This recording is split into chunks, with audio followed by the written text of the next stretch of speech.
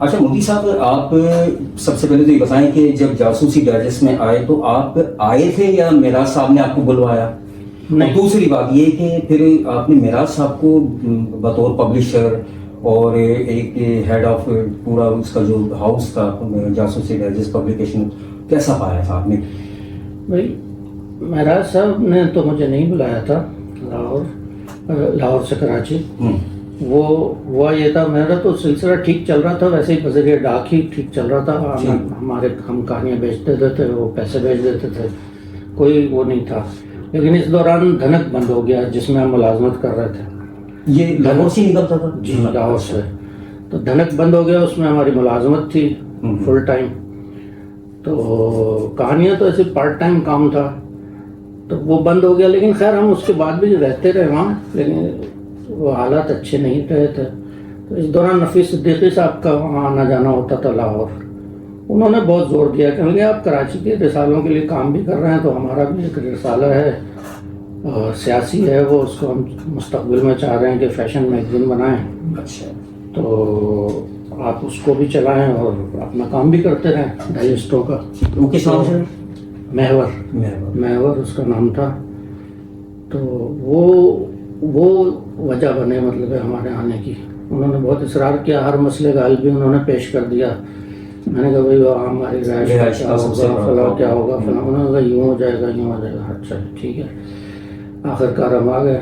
लेकिन हमारे आने के कोई चंद महीने बाद ही वो, चूँकि ज़ाहिर है वो पॉलिटिकल लीडर थे, वो उन दिनों वो तहरीक इस्तक़लाल में थे, तो वो गिरफ्तार हो गए, वो जेल चले गए।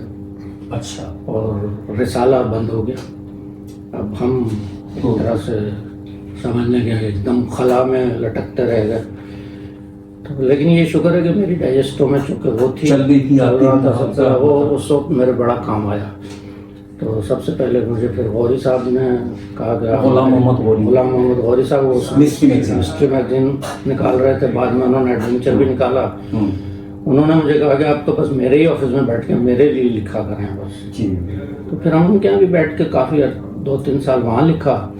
तो वो महीना भर हम धड़ाधड़ लिखते रहते थे, और वो महीने बाद हमें पैसे दे देते थे। वो एक तरह की समझे तनख्वाही हो गई थी, तो गुजारा हमारा अच्छा हो रहा था उससे। तो इस दौरान फिर महराज साहब से पुराना भी सिलसिला चल रहा था। उन्होंने कहा आप हमारे लिए क्यों नहीं लिखते, वहाँ ही लिखे जा रहे हैं आप। तो उन्होंने मुझे मुलाकात के लिए बुलाया। तो फिर बल्कि लिखने की बजाय फिर उनसे किस्त की बात उन्होंने छेड़ दी। अच्छा। आप हमारे लिए किस्त लिखें, उस वक्त हाँ इतने यानी किस्तवार सिलसिला लिखें कोई अच्छा सा। तो मैंने कहा ठीक है लिखता हूँ। उन्होंने पैसे भी अच्छे हमें ऑफर किए। अच्छा।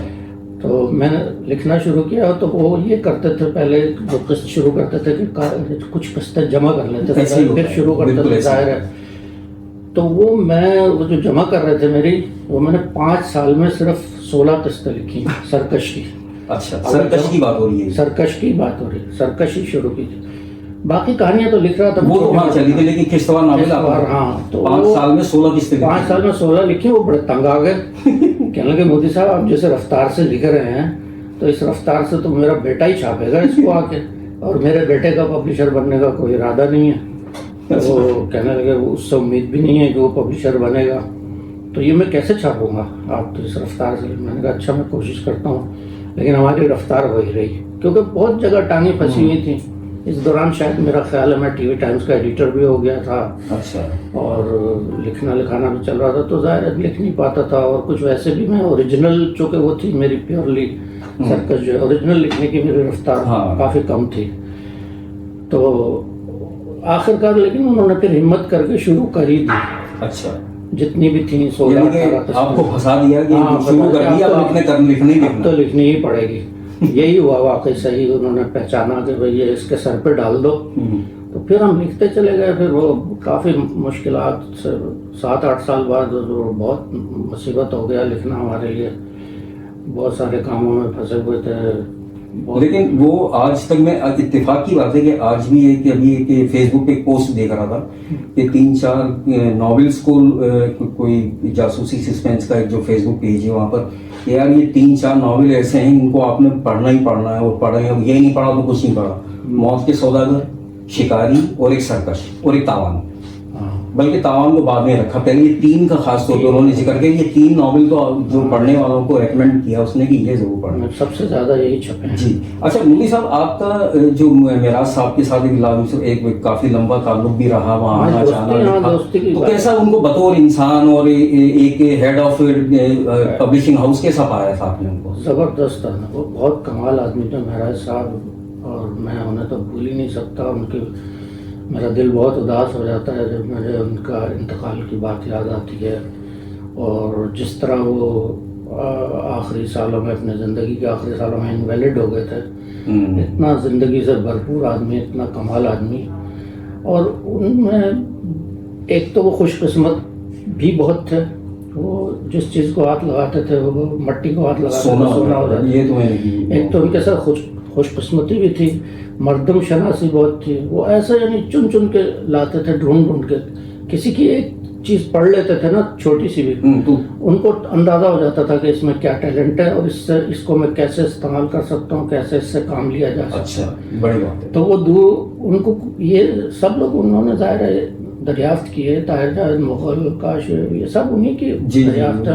इनकी एक चीज़ पढ़ के ही उन्होंने, जैसे आपने बताया कि आपको नवाब और आपको भी वहाँ घसीट लिया उन्होंने, और मोहिउद्दीन नवाब साहब को, और उस वक्त के हिसाब से जितने चाहे वो उनको पैसे खर्च करना पड़ते हो। जी ये चीज भी मैंने बहुत सुनी कि नवाब साहब के लिए तो उन्होंने समझ लें काफी कुछ किया था। बहुत नवाब साहब की तो बड़े नखरे भी एक तरह से कहा जाए कि कोई नाज उठा सकते थे, राइट। ये बात और मेरे ख्याल में कोई ऐसा नहीं था कि जो कोई नवाब साहब, एक तो इतने थे भी नहीं वसाइल किसी के। मेराज साहब को माशाल्लाह अल्लाह ताला ने बहुत नवाजा, तो वो माशाल्लाह बहुत अपने साहिब सरवत आदमी थे, तो वो अफोर्ड भी कर सकते थे। और उनको अल्लाह ताला ने हौसला भी दिया था, ये दरेक खर्च करने का। और वो जितना खर्च करते थे अल्लाह ताला उनको उससे ज़्यादा दे देता था। तो पर्चे भी इसी तरह उन्होंने धड़ाधड़ एक के बाद एक साल के वक्फे से 4 पर्चे निकाल दिए।